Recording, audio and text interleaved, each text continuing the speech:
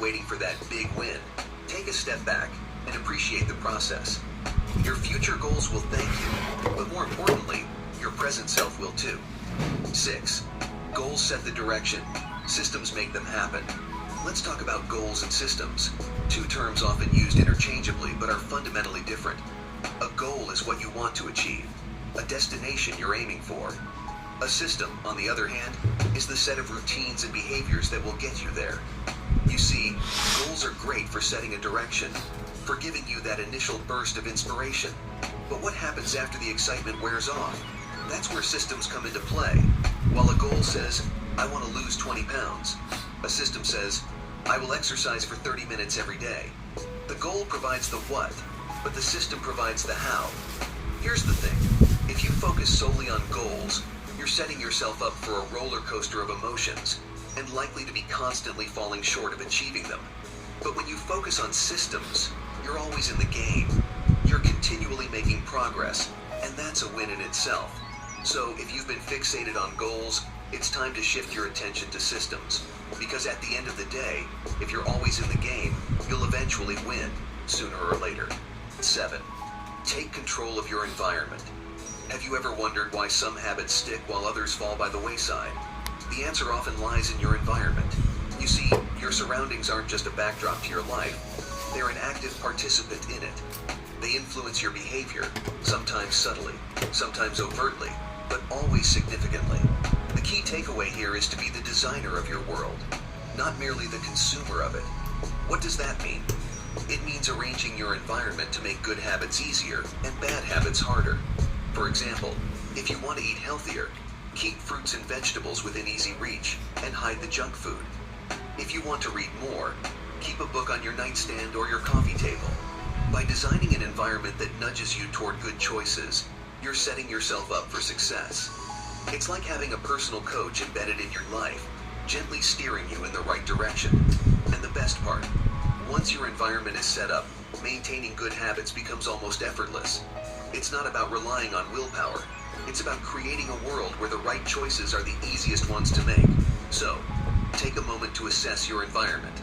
What changes can you make to be the architect and environment that makes success inevitable? 8. Repetition, not perfection. Perfection is the enemy of progress. How many times have you put off starting something because you wanted everything to be just right? The truth is, mastery doesn't come from perfection. It comes from repetition. Bruce Lee once said, I don't fear the man who has practiced 10,000 kicks. I fear the man who practiced one kick 10,000 times. In the realm of habits, repetition is your best friend. Whether it's practicing an instrument, working out, or learning a new skill, the key is to start with repetition, not perfection. Each repetition is a small but significant step toward ingraining that habit into your life. Think about it. The first time you do something, it feels awkward, maybe even difficult. But as you repeat it, it becomes more natural, almost automatic. That's the power of repetition. It turns the unfamiliar into the familiar, the difficult into the doable. If you're aiming to master a new habit, don't get bogged down by the details. Don't wait for the perfect.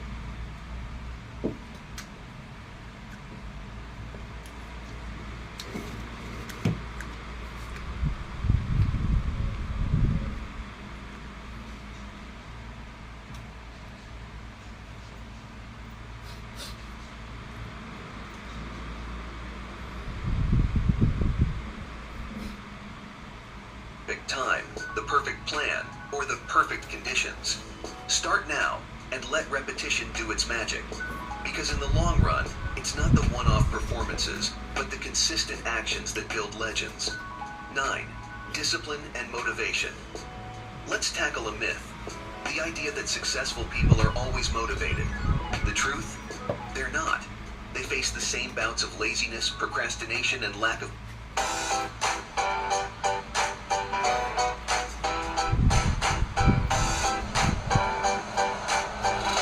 motivation as anyone else.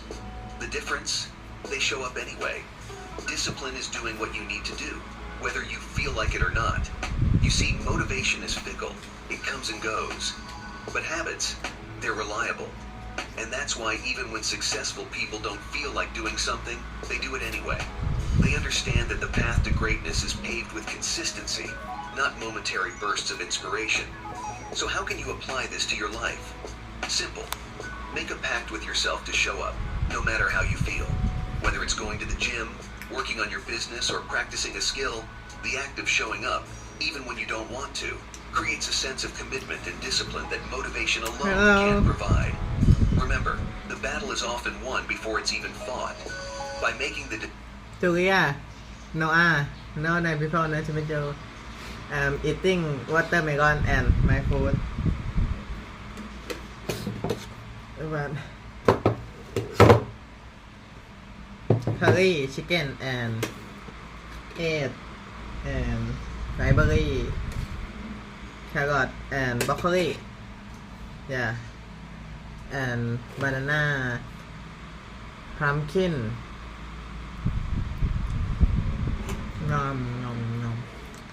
My lunchtime. decision to show up, you're already halfway there. And once you start, you'll often find that the motivation you were seeking comes naturally, as a byproduct of action. So the next time you're feeling held back by a lack of motivation, don't wait for No.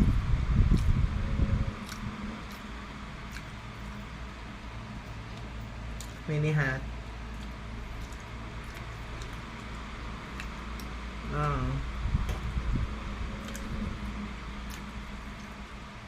for it to magically appear. Take action and let the motivation follow. This is the way of the winner. Alright, you've absorbed a wealth of knowledge from Atomic Habits. But let's get real. Information without action is merely entertainment. So here's your challenge. Take out your phone right now.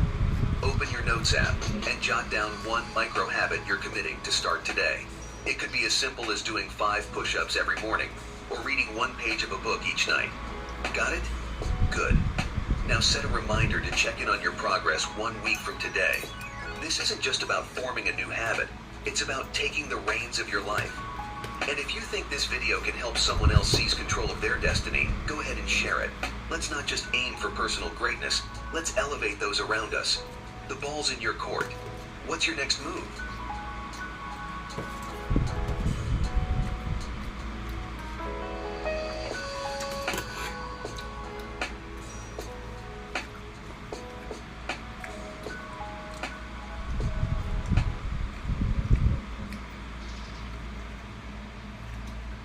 ไม่ต้องกังวลเรื่องโทรศัพท์หมดแบตตอนออกนอกบ้านอีกต่อไปทำไมคนรวยในกรุงเทพไม่ต้องใช้สายชาร์จเพราะในชีวิตประจำวันการ Rocket engines have always been a compromise. They burn violently,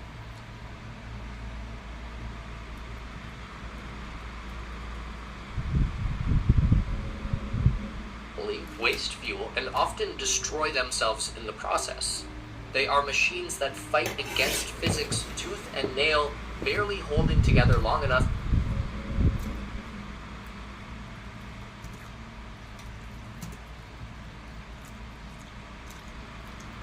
to do their job. And for decades, this was just accepted as part of spaceflight. But imagine a rocket engine so radically designed, so meticulously optimized, that it can launch a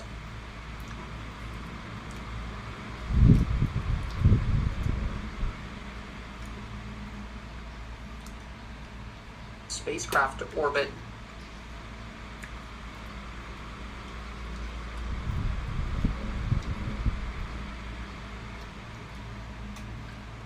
return to Earth, and do it again and again without ever needing to be repaired. Imagine that same engine powerful enough to carry a ship fully loaded across the millions of miles from Earth to Mars, and then bring it back.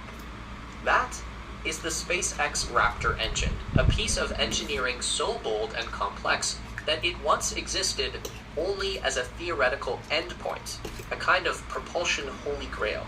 It's the first engine in history to fly using a full-flow staged combustion cycle, a design that squeezes every possible drop of energy from its fuel and oxidizer without letting anything go to waste. For decades, the world's best engineers saw this concept as brilliant, but too difficult to build. SpaceX not only built it, they are well on their way towards mass production.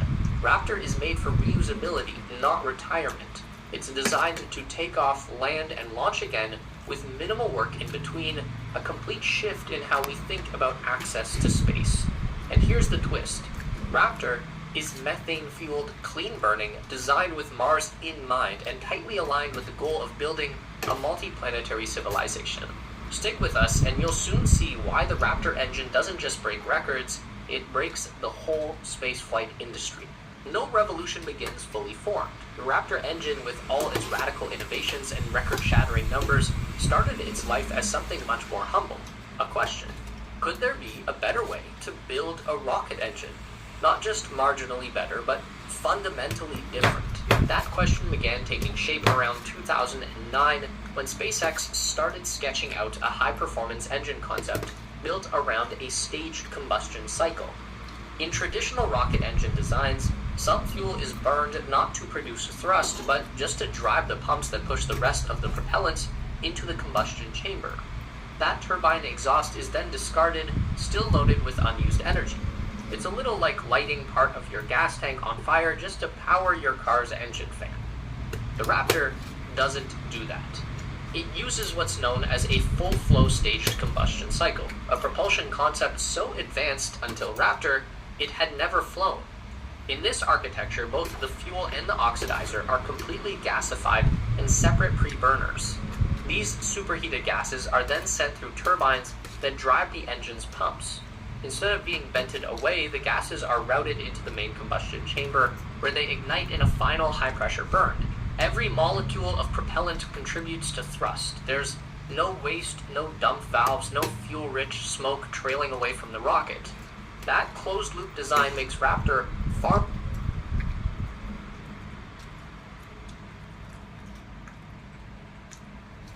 more efficient than open-cycle engines. It also spreads the thermal load more evenly, reducing the stress on individual parts. The turbine exhaust runs cooler, which extends the engine's operational life, a crucial requirement for missions where repairs aren't an option, like landing on the moon or returning from Mars. But none of this came easy. FFSC is a beautiful idea on paper, but it's notoriously hard to build. When methane and oxygen are pre-burned at different ratios and then recombined, the system becomes incredibly sensitive to timing. Even a slight mismatch in ignition can cause combustion instability, violent oscillations that ripple through the engine like a hammer. Left unchecked, they can shatter components in milliseconds.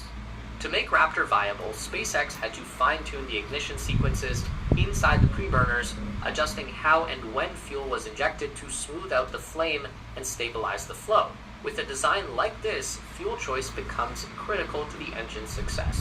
At the time that they began designing the first Raptor prototype, SpaceX was looking at hydrogen as the fuel of choice, which made sense. Hydrogen is the lightest molecule in the universe, and when paired with oxygen, it produces some of the highest efficiency engines ever flown, like the RS-25 on the Space Shuttle Orbiter.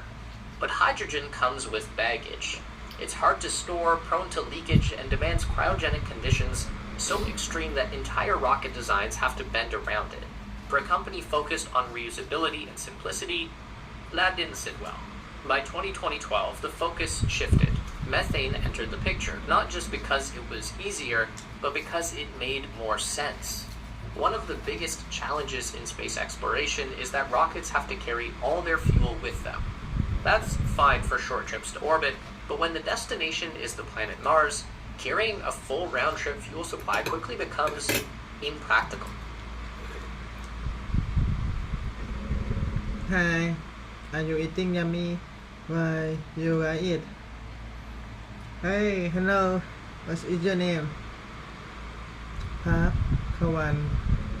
Oh.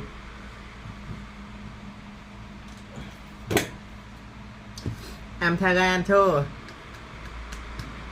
I love Thailand. Yeah, my friend from Thailand. Nice to meet you. Hey. What is your nickname? My name is Chia. CHWR Chia. Hey. My nickname is. Oh, okay. I know your name. ปากหวาน isn't it? Your name is ปากหวาน not พักขวัน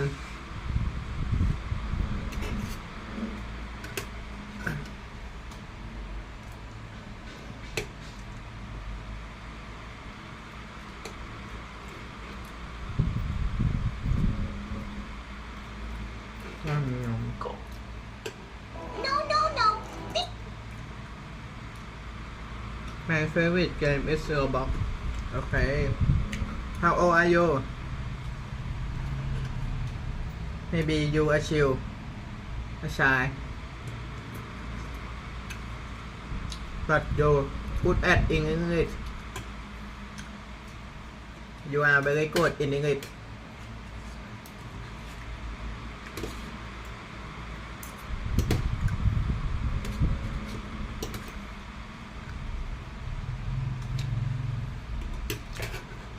Yeah, many people love Roblox and Free Fire. I am 8 year old. Okay. I'm 25 year old. Nice to meet you. ปากหวาน Welcome to my channel.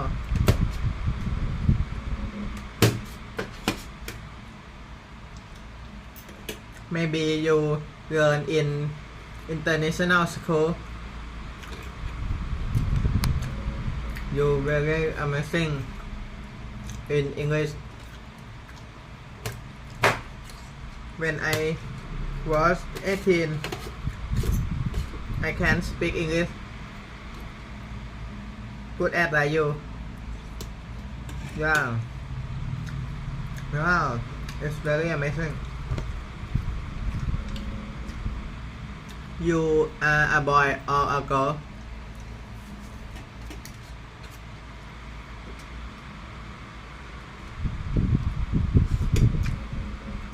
This is too scary. Hide quickly. Oh no, I've been caught. Oh, Methane solves this problem. The Martian atmosphere is made up almost entirely of carbon dioxide. Using a process called the Sabatier reaction, carbon dioxide can be combined with hydrogen to produce methane and water. The water can then be split into oxygen and hydrogen, creating a full fuel and oxidized. I'm so nice to meet you ปากหวาน It's very amazing today that I talk with you.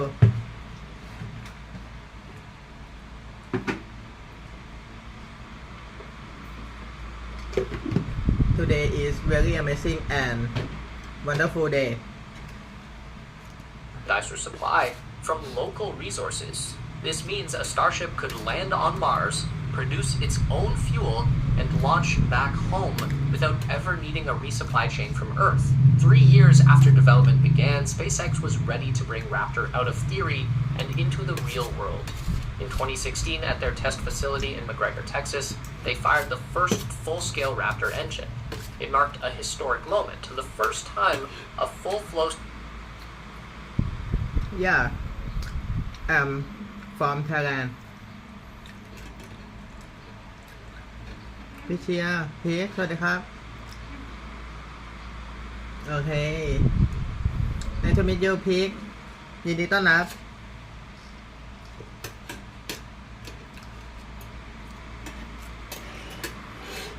ใช่แล้วปากหวานเชียร์เป็นคนไทย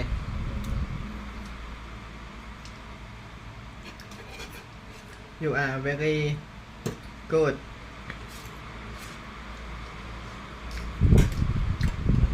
No. Okay. Nice to meet you, Pig. No, three people. Nice to meet you.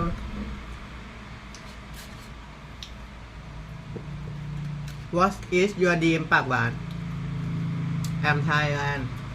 Okay. Thai people is very amazing and Thailand is very amazing country too.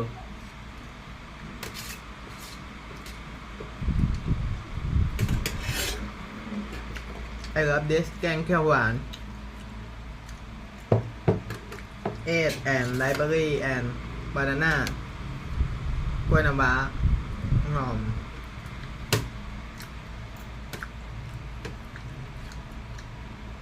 it's very amazing to eat คุณเล่าปากหวานโอเค yeah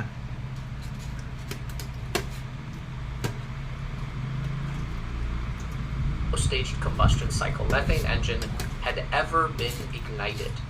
That test didn't make news headlines, but inside the aerospace community, it sent a ripple. Full flow staged combustion had been attempted before in the Soviet RD-270 and the US integrated powerhead demonstrator, but neither of those engines made it off the ground. From the moment it left the test stand in 2016, Raptor has been in a state of constant transformation, driven by SpaceX's philosophy of rapid iteration. Each new version hasn't just improved performance, it has reshaped the engine itself, cutting weight, increasing efficiency, and making production faster and cheaper. Raptor wasn't designed in isolation, it was built for a specific mission, one that requires an engine capable of more than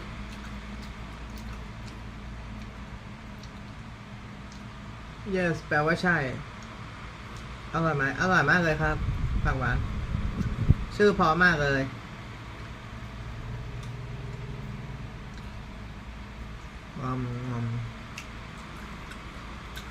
อยู่ป .6 กันนะพีกยังไม่รู้คำว่าแยดอีกเหรอ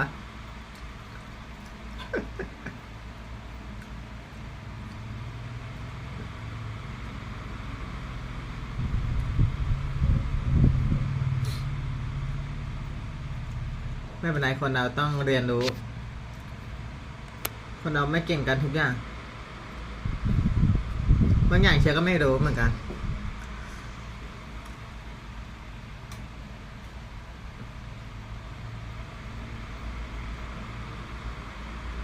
หนูอยู่ป .5 ค่ะ and just lifting payloads into orbit. It needed to be powerful enough to launch the largest rocket ever built, efficient enough to operate in deep space, and durable enough to land and fly again over and over. That vehicle is Starship, and together with its super heavy booster, it forms the foundation of SpaceX's plan to make space travel routine and interplanetary colonization possible. At the base of SpaceX's fully reusable launch system is Super Heavy, the first stage booster that will loft Starship out of Earth's atmosphere. Unlike traditional boosters that drop away and burn up, Super Heavy is designed to return to Earth and land vertically and be used again. But doing that at such a massive scale requires an engine with extreme power and precise controllability. Super Heavy is fitted with 33 Raptor engines producing an unparalleled level of thrust. At full throttle, หนูอยู่ป .3/1 เก่งมากเลยอยู่ป .3 แล้วเหรอหนูก็อยู่ป .2 ถ้าป .3 เชียร์ก็เริ่มเก่งอังกฤษขึ้นมาหน่อยละพี่ชอบกินของหวานไหมก็เมื่อก่อนนะชอบทีนี้กินเห็นของหวานต้องหลีกเลี่ยงหนีปฏิเสธชอบกินของหวานนะครับปากหวาน the combined force Shuttle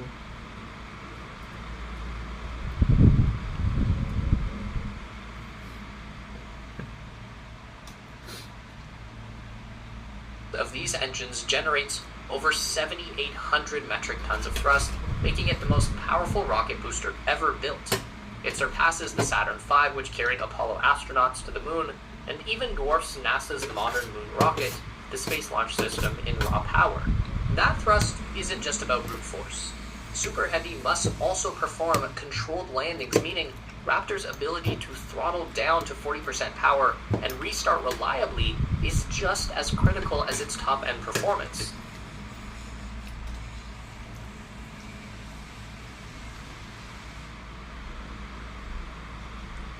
ที่จริงหนูขึ้นป .3/1 แล้วจ้าหนูอยู่ป .3/1 โอเคเก่งมากเลยครับไม่ธรรมดาเนี่ยมีความฝันว่าอยากจะเป็นอะไรเหรอครับปากหวาน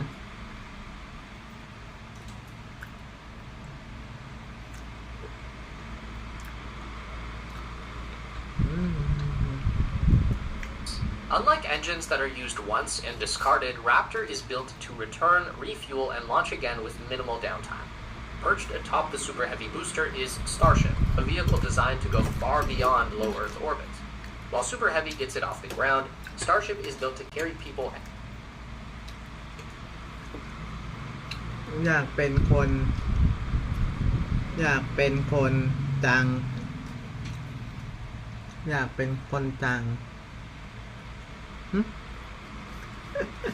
หมายถึงยังไงเหรอ อยากเป็นคนจัง อยากเป็นคนดังเหรอ สุด and ยอดมาก cargo to the moon. พี่เชียร์ไม่ชอบกินข้าวหวานนี่ FC เชียร์พีกนี่กูทุกอย่างเลยอะ Mars, and beyond. To pull that off, it needs engines that can handle two very different environments. ว่าแต่ทำไมถามเชียร์ว่า ชอบกินของหวานไหม For takeoff and landing, the Super Heavy uses sea-level Raptors.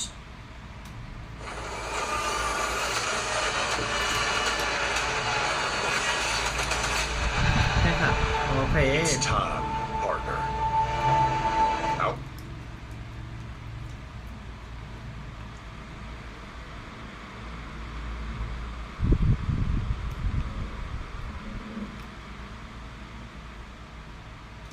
เอาแล้วถามทำไม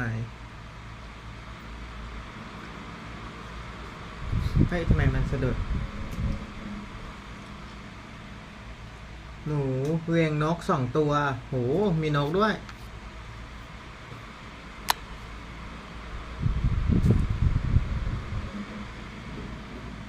นกชื่ออะไรบ้างครับ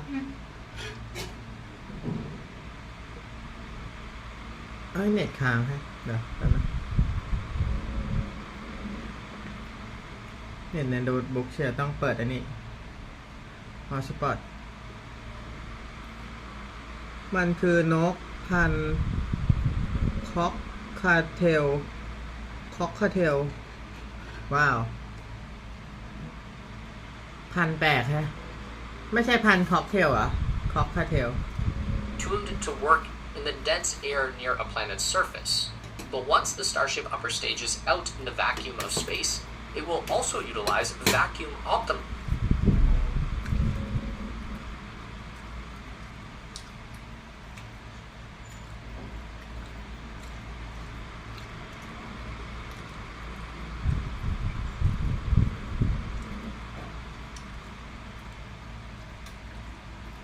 Raptors, or RVACs, with extra wide nozzles specially designed to get the most out of every drop of fuel in zero atmosphere. Starship carries a total of 6 Raptors, 3 of the standard sea-level engines for steering and landing, plus 3 RVAC engines for maximum efficiency in the vacuum of space. That efficiency is crucial for long-duration missions, where every bit of fuel must be used as a มันจะมีแก้ม นกคอกคาเทล อ๋อ พันนี้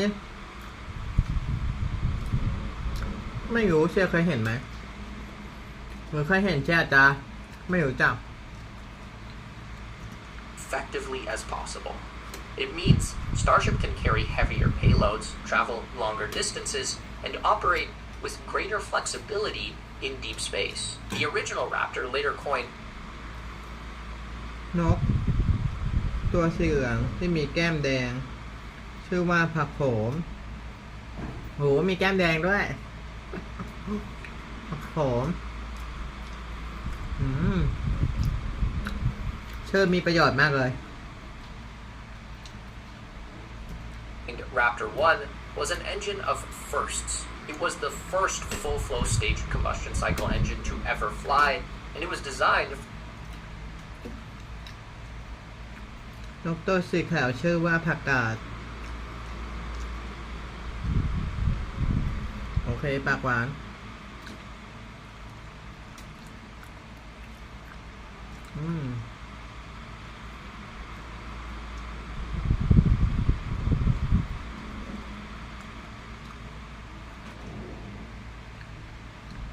นกตัวสีขาวไม่มีแก้มนะ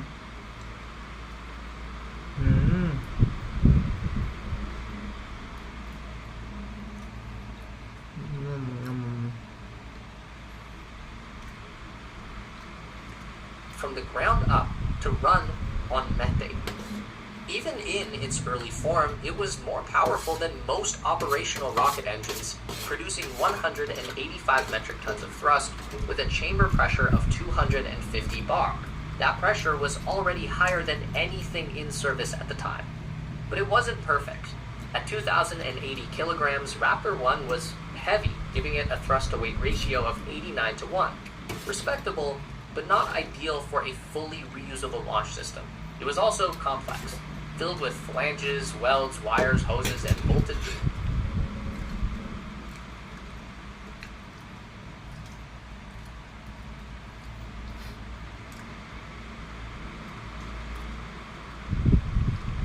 ถ้าผมเห็นพ่อหนูมันจะชอบร้องใส่ อ้าว เป็นงั้นอีก มันร้องใส่เลยเหรอแวกแวกแวกแวกมันร้องอย่างงี้ไหมหรือว่ามันร้องยังไง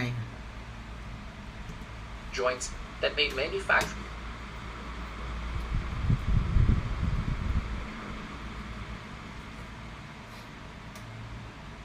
slow and expensive. SpaceX had proven the technology worked, but it wasn't yet something that they could build at scale. In 2021, SpaceX rolled out Raptor 2, a drastic departure from its predecessor. It wasn't just an improvement, it was a complete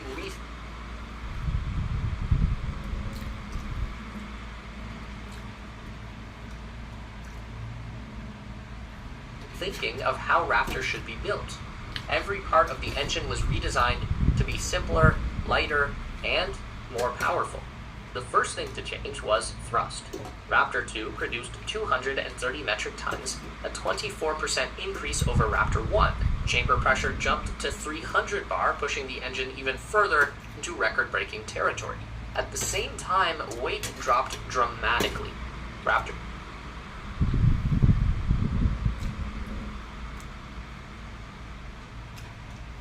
มันน้องว่าผักกาดมันชอบเป็นเหมือนนี่มันแค่กลัวก็ปกตินะปะ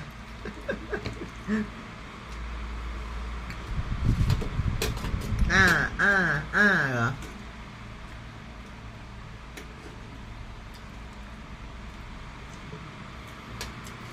แค่ว่ามันไม่ปกตินะ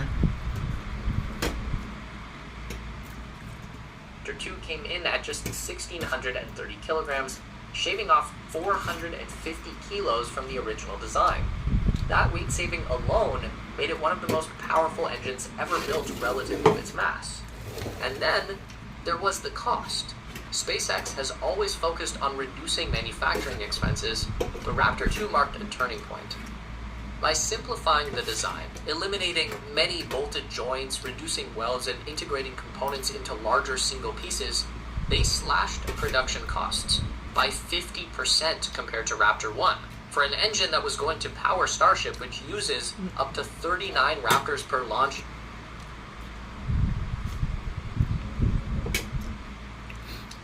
ตลกตรงไหนกี่โมงบอกด้วยนะตลกกี่โมงตรงไหนกี่โมงบอกด้วยนะตลกกี่โมง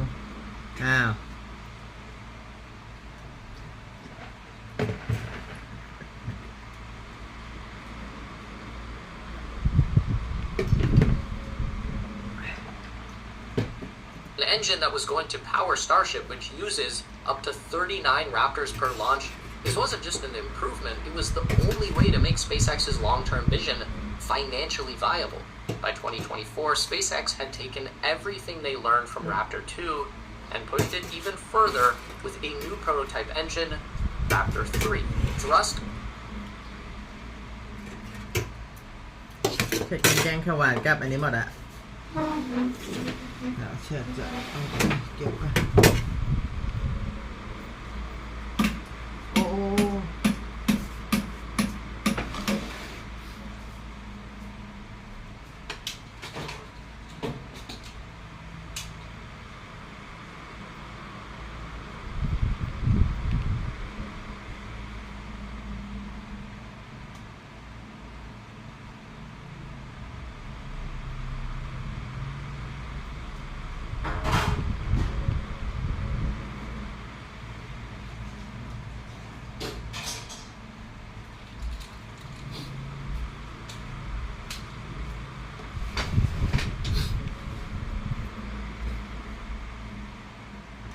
พี่เชียร์กินข้าวกับอะไรเหรอ ไปไหน อ๋อเชียร์ไปเก็บจานจ้าเชียร์กินข้าวกับแตงโม แล้วก็มีฟักทอง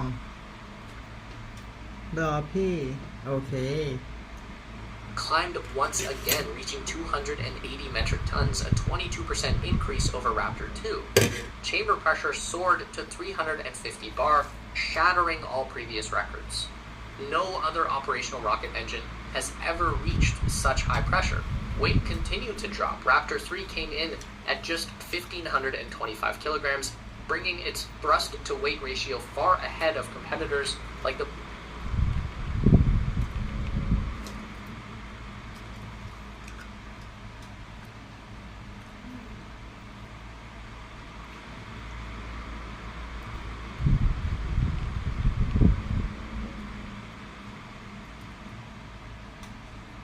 Shuttle.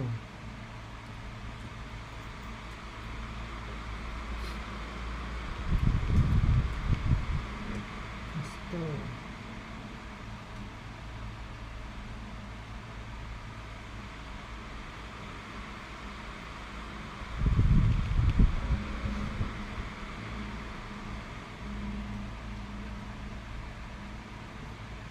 the Blue Origin BE-4 or the long-standing Russian workhorse, No, the puppy RD-180, and making it one of the most efficient engines ever built. One of the most groundbreaking improvements was in cooling and durability. Early Raptor versions required external heat shielding to protect the engine's plumbing and components. Raptor 3 integrated cooling channels directly into the structure, eliminating the need for extra shielding while also reducing mass and complexity. The result was a leaner, tougher, and more powerful engine.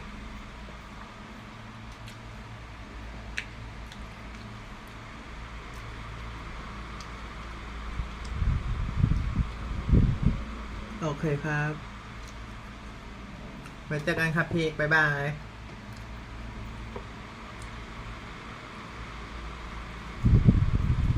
One that could be produced faster, cheaper, and at a scale never before seen in rocketry. And if history is any guide, Raptor 3 won't be the last iteration. With each new version, อิวเทเลยท่านอิวเทเลชั่น and SpaceX has made the engine lighter, stronger, and easier to build, and they're not done yet. The company is already working on an even cheaper and more powerful design. บ๊ายบายค่ะ บ๊ายบายครับ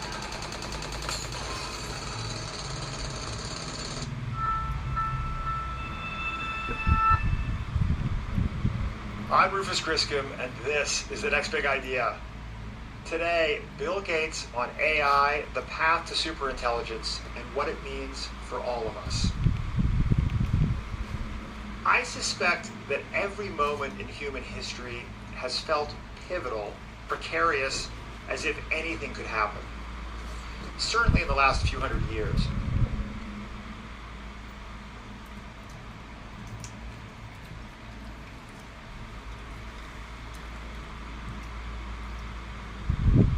But it also must be true that some moments are more pivotal than others.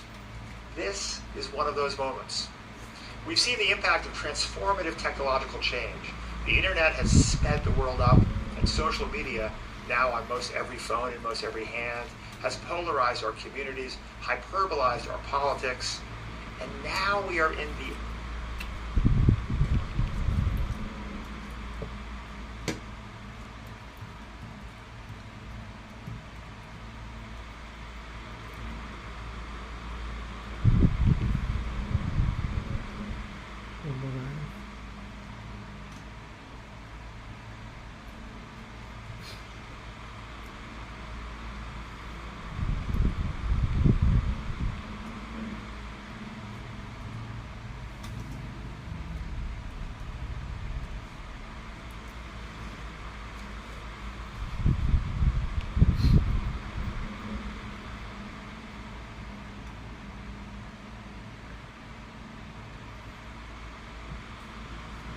early moments of the AI revolution. What will the next decade bring? There are few people I would rather ask this question than Microsoft co-founder and global philanthropist Bill Gates. Bill's been at the forefront of the race to build machines that can empower humans for 50 years. Bill's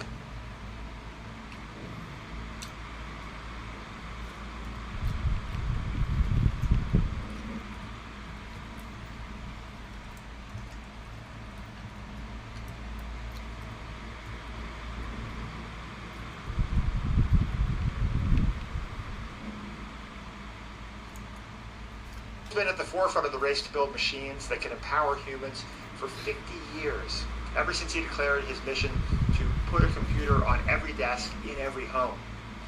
He was instrumental in driving the development of personal computing in the 80s, the growth of the internet in the 90s, and more recently, leading the charge to eradicate malaria and other diseases. In the last few years, he's been on the front lines of Microsoft's partnership with OpenAI and the development of GPT. How is it, you may be wondering, that Bill Gates has ended up joining us today? Well, for the last few months, I've been reading a book that's being published serially by Harvard Business Review. It's called AI First, and it features interviews with folks like Reid Hoffman, Mustafa Suleyman, Sam Altman, and Bill, who collectively make the case that AI isn't overhyped, it's underhyped. We thought it would be interesting to not just interview the co-authors of this book, career technologist Andy Sack, an old friend of mine, and former Starbucks Chief Digital Officer Adam Broadman. And they suggested inviting one of their most interesting interviewees, Bill Gates. And so what's Bill's take on the AI revolution? Superintelligence is coming. There's no clear way to slow it down. And the technology available today is already a game changer. This is largely a good thing. We can harness AI to solve our biggest global problems. We are likely to live in decades to come in a world of superabundance. But it will take vigilance to make sure it's the world we want for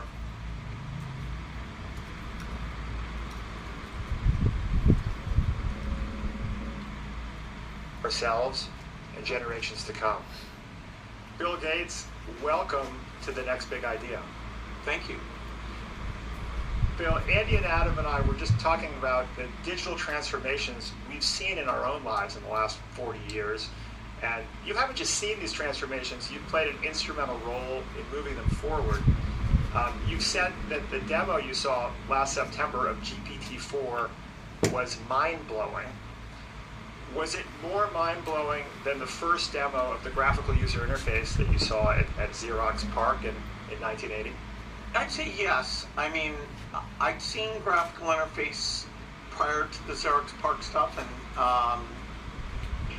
that, was an embodiment that helped motivate a lot of what Apple and Microsoft did with personal computing in the decade after that. People kind of take it for granted today that we have those interfaces, but compared to unlocking a new type of intelligence that can read and write, graphics interface is clearly less impactful, which is saying a lot. Well, I was interested to learn that AI is not a new interest of yours. You were intrigued as a student way back in the 70s, and I gather you wrote, a letter to your parents that said effectively, Mom, Dad, I may miss out on the AI revolution if I start this company, which is the company that became Microsoft. The AI revolution took a little longer than maybe you might have guessed back then. Now it's happening. What interested you about AI in those early days, and is it becoming what you'd imagined back then? Well, certainly anybody who writes software is thinking about what human cognition is able to achieve and, making that comparison. And when I was in high school, there were things like Shaky the Robot at Stanford Research Institute, which should engage in reasoning and come up with an execution plan and move, figure out to move the ramp and go up the ramp and grab the blocks. And, it felt like some of these key capabilities, whether it was speech recognition, image recognition, would be fairly solvable you know, there were a lot of attempts in so-called rule-based systems and things that just didn't capture the rich.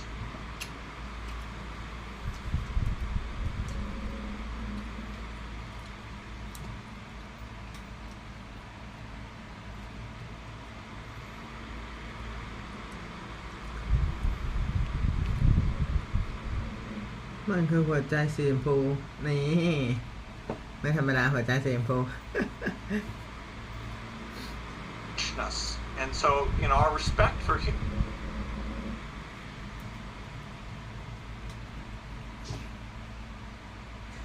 human cognition, you know, constantly goes up as we try to match pieces of it. But we saw with machine learning techniques, we could match vision and speech recognition, you know, so that's powerful. But the holy grail that even after those advances, you know, I kept highlighting was the ability to read and represent knowledge like humans did was just, you know, nothing was good at all. You know, then language translation came down, but still that was a very special case thing. But, you know, GPT-4 in a very deep way, far beyond GPT-3, you know, showed that we could access and represent knowledge. And it's, you know, the fluency